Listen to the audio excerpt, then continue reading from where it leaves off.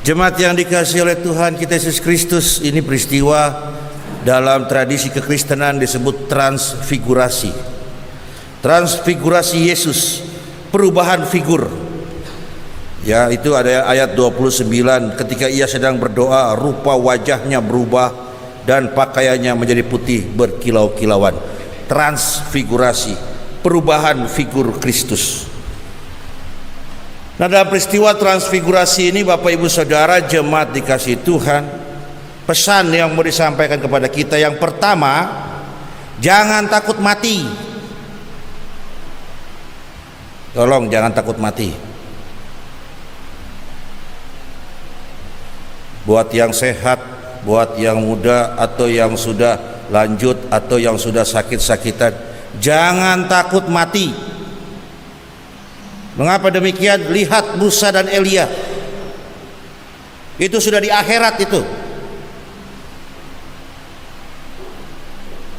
Kaku tidak mereka? Tidak kaku. Bisu enggak mereka? Tidak bisu. Lihat ayatnya berapa ini? Ayat 30, dan tampaklah dua orang berbicara dengan dia, yaitu Musa dan Elia. Mana ada orang kaku mati berbicara? Jadi kematian bagi mereka yang di dalam Tuhan itu adalah kehidupan yang kedua. Lihat di mana Yesus di situ. Dia berpengaruh kepada mereka yang ada di dunia. Ada Petrus, Yakobus, Yohanes. Dia punya pengaruh kepada mereka, tapi dia juga berpengaruh kepada mereka yang di akhirat. Ada Elia dan Musa. Makanya ketika Kristus katakan, akulah jalan dan kebenaran dan hidup, artinya di dalam dia tidak ada kematian, yang ada hanya kehidupan. Jadi jangan takut mati.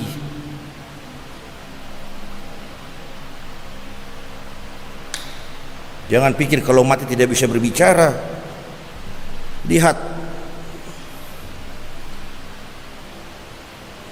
Jadi Kristus Yesus yang Bapak Ibu Saudara percaya sebagai Tuhan dan Juru Selamat, yang Bapak Ibu Saudara percaya selalu mengatakan segala perkara taruhkan di dalam Dia yang memberikan kekuatan bagiku. Dia Yesus Kristus yang Bapak Ibu Saudara mengakui sebagai Tuhan dan Juru Selamat, itu tidak hanya berpengaruh kepada hidup Bapak Ibu Saudara di dunia ini saja, tapi sampai di dunia yang akan datang. Sampai di dunia yang akan datang.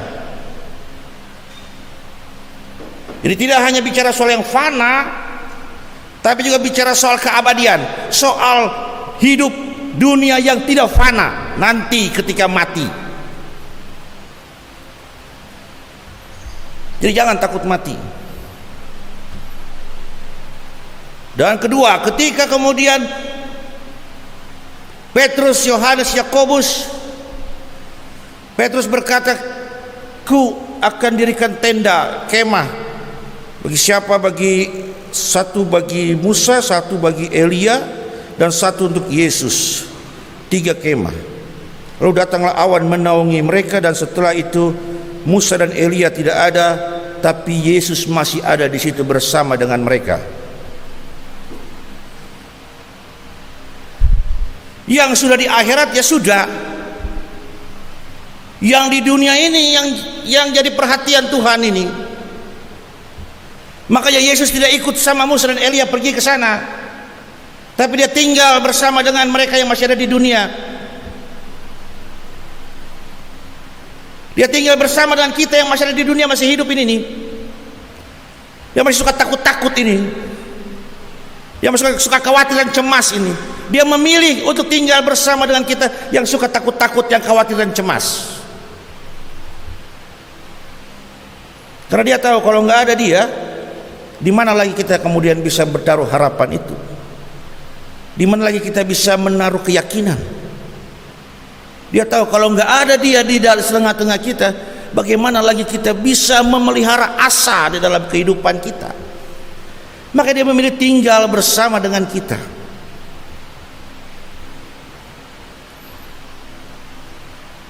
Jadi Bapak Ibu Saudara, ada yang berpikir memahami bahwa ketika Yesus naik ke sorga,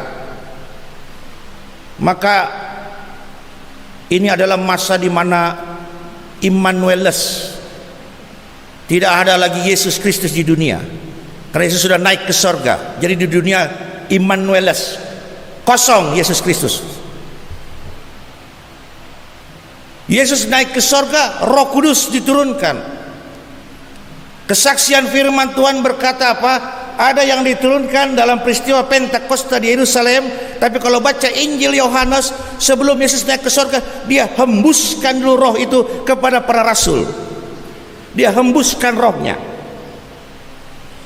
Dia tidak ada yang namanya fase dalam dunia sejarah kehidupan di mana Tuhan tidak hadir bersama dengan mereka yang hidup di dunia. Tidak ada jarak, tidak ada waktu di mana Tuhan tidak hadir bersama dengan mereka yang hidup di dunia. Meskipun dia tidak hadir dalam wujud manusia, tapi dia hadir dalam wujud rohnya. Tujuannya apa? Ya tadi, karena dia sadar bahwa kita ini penakut, dia sadar bahwa kita ini suka khawatir, dia sadar bahwa kita ini suka cemas, dia sadar bahwa harapan kita ini cepat putus harapan, gak berapa lama putus nyawa. Maka karena itu Bapak Ibu Saudara jemaat, dia memilih hadir bersama dengan kita.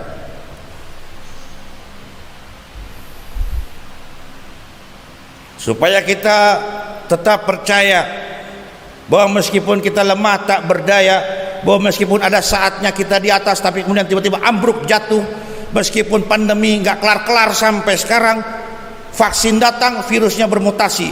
Entah siapa yang menang, vaksin atau virusnya yang bermutasi.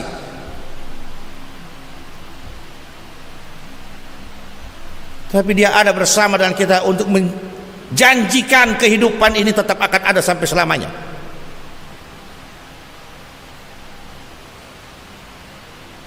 Hidup. Makanya dia ada bersama dengan kita.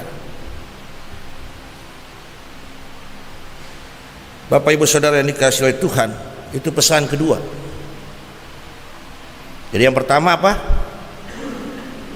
Jangan takut mati. Yang kedua apa? Dia selalu ada bersama dengan kita. Nah, dua pesan ini pengiring untuk pesan utama dari transfigurasi Yesus. Apa pesan utama dari transfigurasi Yesus? Transfigurasi Yesus, pesan utamanya adalah di ayat 31, keduanya menampakkan diri dalam kemuliaan dan berbicara tentang tujuan kepergiannya yang akan digenapinya di Yerusalem. Proses transfigurasi itu mengantar Yesus untuk menempuh jalan salib. Bapak Ibu Saudara, proses transfigurasi, perubahan figur Yesus itu menjadi pengantar untuk Yesus menempuh jalan penderitaan demi melakukan kehendak Bapanya di sorga. Jadi berubah figurnya menjadi mulia, bersinar-sinar dengan baju yang berkilau-kilauan, itu ternyata adalah pengantar untuk dia mengambil jalan salib. Jadi Bapak Ibu Saudara, ini pesannya. Satu kehormatan bagi seorang pengikut Kristus ketika dia mau rela menderita demi kehendak Bapa di sorga. Itu suatu kehormatan, satu kemuliaan bagi seorang pengikut Kristus ketika dia rela menderita demi taat dan setia kepada kehendak Bapa di sorga. Ini pesan utama dari transfigurasi yang disampaikan oleh firman Tuhan saat ini melalui Kristus sebagai teladan, sebagai kepala, dan kita sebagai tubuhnya. Jadi Bapak Ibu Saudara, ini kembali mengingatkan kita bahwa teologia, ajaran kekristenan, teologi Kristen, pusatnya itu adalah salib. Dan salib itu adalah penderitaan.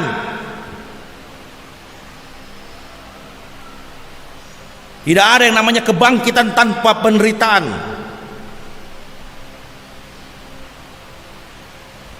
Itu dua sisi dalam satu keping mata uang.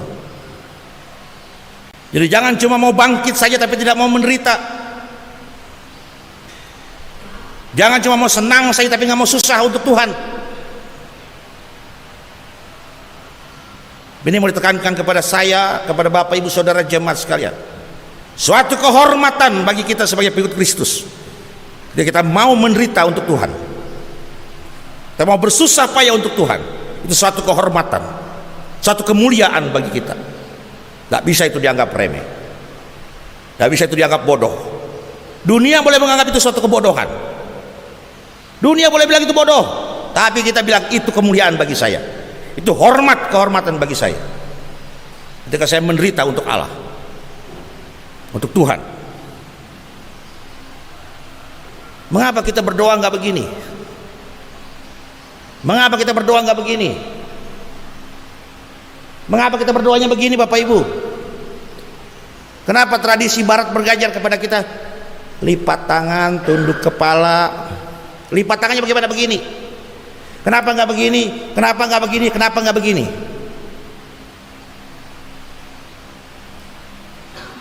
Dua abad zaman Romawi, orang Kristen berduyun-duyun diseret, berduyun-duyun dibawa ke tempat pembantaian karena tidak mau ikut perintah kaisar, menyembah kaisar sebagai dewa.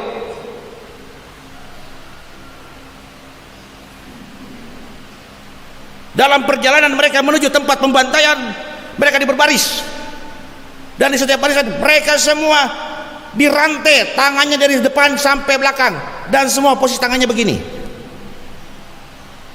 Sambil berjalan mereka menyanyi memuji Tuhan sampai tempat pembantaian. Makanya kita berdoa begini.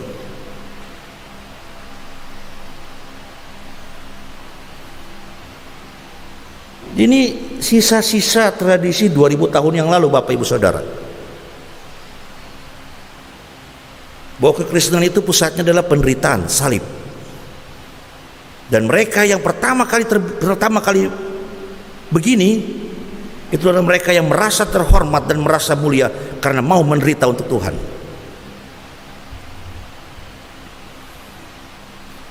Itu pesan transfigurasi, itu pesan utama. Jadi pesan pengiringnya ada dua, Bapak Ibu Saudara. Yang pertama, jangan takut mati, karena Tuhan yang berpengaruh dalam kehidupan di yang fana ini juga berpengaruh dalam kehidupan yang abadi nanti. Yang kedua, tidak pernah Tuhan kosong dalam kehidupan umatnya, Dia selalu ada. Ini pesan pengiring. Dan yang ketiga, oleh sebab itu suatu kehormatan bagi seorang pengikut Kristus untuk menderita bagi Tuhan, untuk menderita dalam ketaatan dan kesetiaan kepada Tuhan. Tuhan memberkati. Amin.